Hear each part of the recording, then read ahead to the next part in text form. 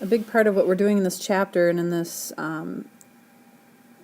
math that we're doing right now is we're trying to take any polynomial that we have. These are all polynomials. We're trying to take those and we're trying to get them down to where they're bubbles. Which our next step, the next thing that we're going to cover, is going to explain more why we want bubbles. But for now, your focus is just trying to get them down to bubbles. And so if you had a problem like this, you could already do that. You just set up a box and double bubble it.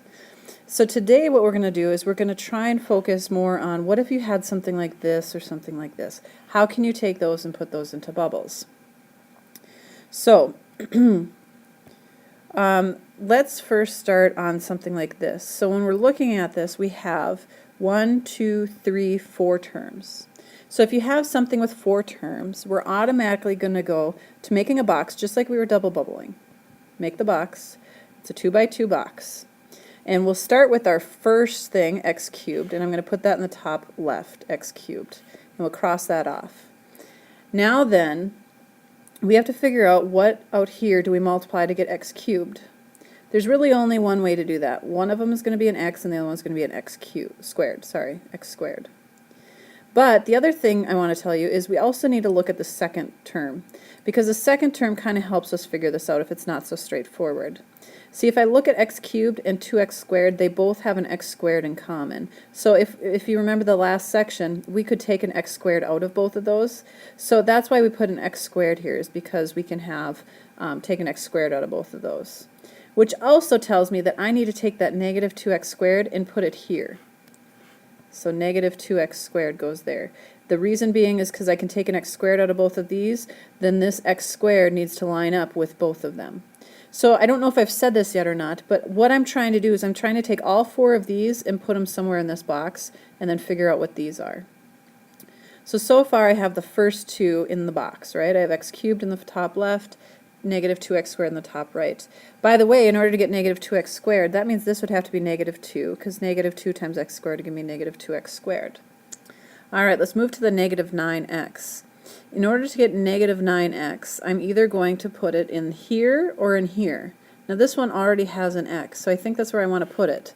So I put negative 9x here. And in order to get negative 9x, I've already got an x, so this would have to be negative 9. So negative 9x is taken care of. And then, to fill in the last bottom right, negative 9 times negative 2 is a positive 18, which is what I wanted to get anyway. So what I just figured out is this polynomial here, this 4-term cubic polynomial, can be reduced down to x squared minus 9, that was that left side, and x minus 2, the top side. Now, I want to point out also, we're actually not done with this one. Typically we'd be done at this point, but we've got something special going on here. See this x squared minus 9? That's a special double bubble problem, if you remember from the last chapter. See, I can take x squared minus 9 and place it in this box, x squared here and negative 9 here, and because I have a perfect square, this is a perfect square and this is a perfect square, because I have that, I can set it up so that these two will cancel out. So I just square root. I've got x and x, and then to get 9 I'd have 3 and 3. So that would make this 3x and this 3x. But remember, I got a negative 9, so one of them has to be negative. And so then these guys cancel out.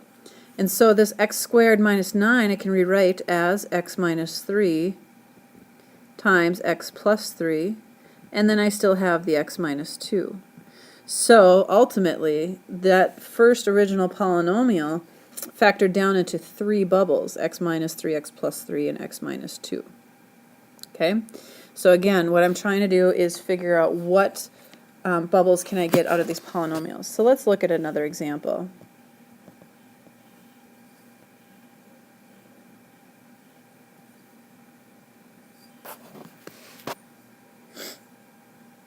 Okay, sorry. Alright, so let's look at another example. Let's look at 4x cubed plus 16x squared plus x plus 4. So again, I've got 4 terms, 1, 2, 3, 4, so I'm going to set up a box with 2 by 2. I'm going to put 4x cubed in here. Now remember what I said last time. Let's take a look at the first 2 here. and say, what can I take out of both of them? I can take out a 4, because 4 is divisible by 4 and 16 is divisible by 4, so I can take out a 4. And then I can also take out, when I look at the x's, I can take out an x squared. Alright, so then that's going to help me, because now I can set up, in order to get 4x cubed, the top would have to be just an x. Alright, so 4x cubed is on here. Now the 16x squared, that can go in this box here. Remember, I want that to line up with what I took out. And so in order to get 16x squared, the top would have to be a 4. So now 16x squared is taken care of. Now I want to put the x somewhere. I hope you see that x is going to have to go here, because to get x, I take the x from the top times a 1 on the side. So x is taken care of. And then if I look at it, 1 times 4 is 4, which is the last one that I wanted to fill in. So now what I have is that polynomial is equal to 4x squared plus 1, that's from the side, times the top, x plus 4. Now this one I'm actually done with. This is my answer. And the reason is this is not a perfect square polynomial. See, 4x squared, that's perfect square, and 1 is a perfect square, but I would need a minus sign right there for it to work. So this is actually, I'm done. I can't factor this any farther. So let's try another one. There we go. I'm trying to move the page and it's not really letting me. Let's try 2x cubed minus 3x squared minus 10x plus 15. So I set up the box. 2x cubed goes here. Now remember, I'm going to look at the first two and figure out what I can take. I can't take out any numbers, but I can take out an x squared from both of them. So I'll put an x squared there. That means on the top I'm going to need a 2x in order to get 2x cubed. So 2x cubed is taken care of. And now for the negative 3x squared, that'll go next to it because I need it to line up with the x squared. In order to get that, I need this to be a negative 3. Okay, let's go to the negative 10x. So we'll put that in the bottom left. Now to get negative 10x, I would need a negative 5 because I need to take it times 2x. And if I did that, the bottom right would be a positive 15, which matches up. Those are all those. So this polynomial then equals x squared minus 5 times 2x minus 3. And that's my bubbling for that. Now I have one more example for this. This example, getting that out of the way I guess, this example is a bit more confusing, but I think we'll be okay. So if I set this one up, notice it's going to be set up so weird.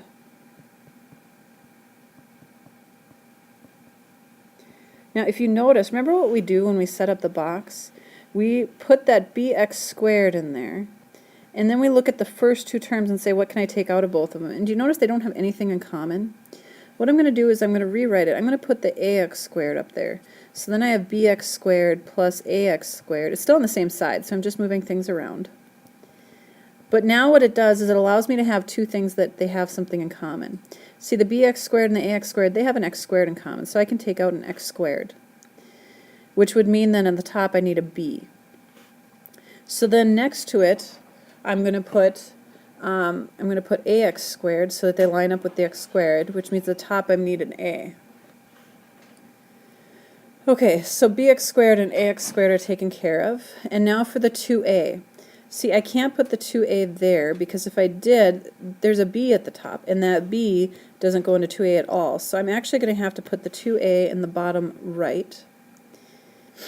And if I do that, that means that this out here would have to be a 2, and let's just double check. To fill in that box, it's 2b, which is exactly what I'm left with. So then this polynomial is x squared plus 2 times b plus a, and we were able to bubble that.